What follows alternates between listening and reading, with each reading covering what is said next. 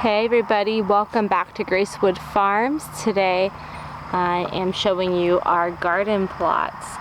We have 4 garden plots this year, and this one beside me is the very first one we put in when we moved here. And then since then we have added 3 more, 2 of which are new this summer. So the ground is not softened yet and not well tilled.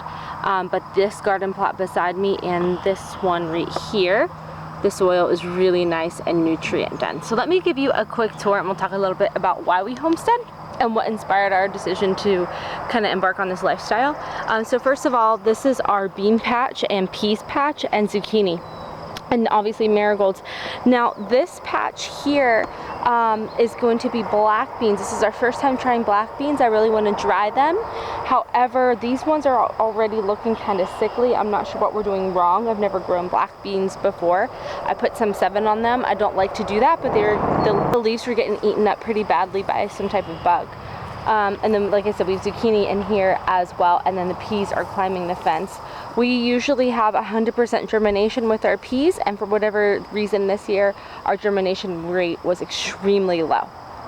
Next to that, we have our garlic, and James is putting diatomaceous earth on the garlic and onions, and then behind them we actually have cantaloupe, and again, it's not doing so hot. We've lost most of our starts even with hardening them off. So that is the first garden plot we've ever put here. And then down here we have cabbage, butternut squash, lots of radishes, some purple carrots, lots of tomatoes, popcorn. Is it Dakota Black? Dakota Black popcorn. Dakota Black popcorn, some volunteer squash that we don't know what it is yet. And I will show that to you. Oh, and peppers and parsley and oregano to act as our natural like bug keeper awayer. So that is this garden plot. We didn't do any like fancy or special methods. We tilled it, we sowed stuff, we treated it with Epsom salts and Tums. If you don't know that trick, you should try it. It'll make your tomatoes and peppers 3 times as big. You dissolve several tablespoons of Epsom salt and water along with some crushed up Tums. You mix it all up. You take a cupful and pour it on each and every plant at the base when you plant, when they blossom, and as fruit comes on. And our last garden plot, our big one anyway, is potatoes, Brussels sprouts, more green beans, just regular, and then we have white boar pumpkins, and then a French type, which is going to be a warted pumpkin up here. And there's probably some other things up here I'm forgetting.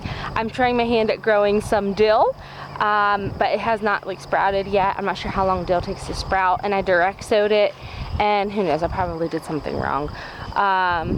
We'll see if it comes up in the next week or 2. And then our last garden plot is just teeny tiny, and it is just jack-o'-lantern pumpkins, which you can see 4 of those, some dill again, and then we're going to add in a cherry tomato up here, I believe.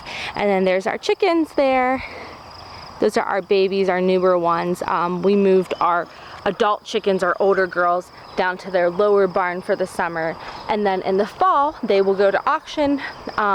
These girls will be our main layers, and we will get meat chickens to fill up our barn with meat chickens and butcher probably in November. We butchered November of last year, worked out beautifully. We're hoping to butcher again in November of this year. And yeah, so that's kind of where we're at right now with the homestead gardening. Some things are doing fantastic, some things not so hot. We're kind of disappointed. We're gonna try to get like some second like crops in and like reseed and replant some stuff that isn't coming up so great, and see what happens. So the recording? Yeah. Oh. I think I got your sausage shake test comment. So to finish this video, we wanted to talk about why we homestead, and I really think there's probably 3 reasons why we have chosen this lifestyle, and it is a lifestyle, I would say. It is. Homesteading's in everything that you do with intention, and I think the first reason why is because we are Christians and we feel God has called us to be close to His creation, and that He has called us to be stewards of that creation. And as Christians, we feel that in small ways and big ways we can do that by homesteading, and we desire to continue to do that because we love Him and we want to bring glory to Him, and we want to share with others the gospel message of Christ. Yep. Anything you want to add to that? You hit the nail on the head. The second reason we homestead is to feed our family. It's to provide nourishing food. As we've seen this year with rising prices and pretty much everything, you have to ask yourself, come next year, am I going to be able to feed my family? In 2 months, am I going to be able to feed my family? With the changes in genetically modified whatnots, you know, can I keep the seed from what I've grown this year and grow more next year? You know, some things you can't do that with. So these are all things you have to think about, and that's what we try to do with most everything that we plant. We can keep seed from, with the exception of a few things, obviously, but yeah, for the most part, we're able to keep seed from pretty There's much a little whatever. green bug.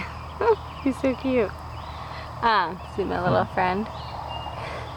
You're not gonna put that in there, is you? Are you? Yeah, why not?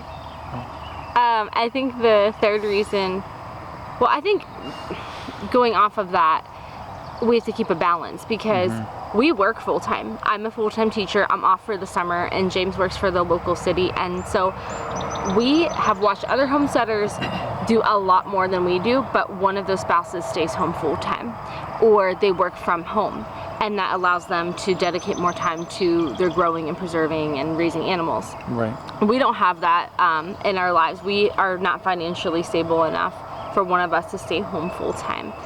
Maybe someday we will be, but for now, this is what God has called us to, is to both of us be working, and we have to balance our relationship with each other. Our marriage is first, our relationship with our children, and then finally the homestead. So that's something that's constantly that we have to check ourselves in, is are we still putting our marriage and our children before the homestead? Because the homestead is after those things, obviously. And then our third reason is, for me, it's a creative outlet. I'm a teacher, and so I really enjoy doing creative things and thinking of new ways to use this food we're growing, or growing it in a different way, or how to structure the garden. And so I really love the creative aspect of homesteading and what it allows me to do. And I think for you, it's really like you like to provide for your family, and you love like farming. You grew up farming.